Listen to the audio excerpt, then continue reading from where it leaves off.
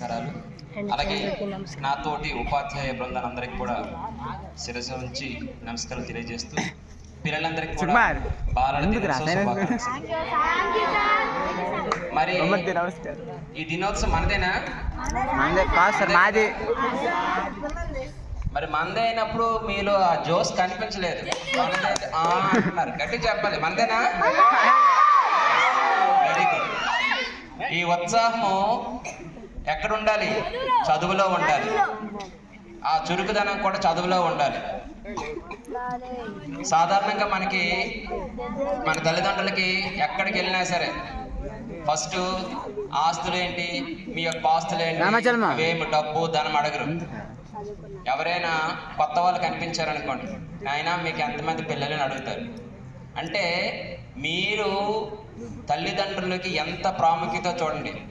First మీకోసం అడుగుతారు. వాళ్ళు మీ తల్లిదండ్రులు ఎంత సంపాదించారో దాని కోసం అడుగుతారండి.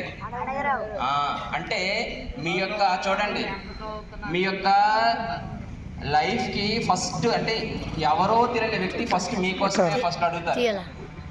అంటే మీ లైఫ్ చాలా చాలా ఇంపార్టెంట్. అర్థమైందా? సో మరి మీ లైఫ్ అంత ఇంపార్టెంట్, అంత చక్కగా ఉండాలంటే దానికి బేస్మెంట్ ఎడ్యుకేషన్. మరి ఎడ్యుకేషన్ మనం కానీ బ్యాక్ పెడితే ఏమవుతుంది? సో మనము అధోగతి అయిపోతాం.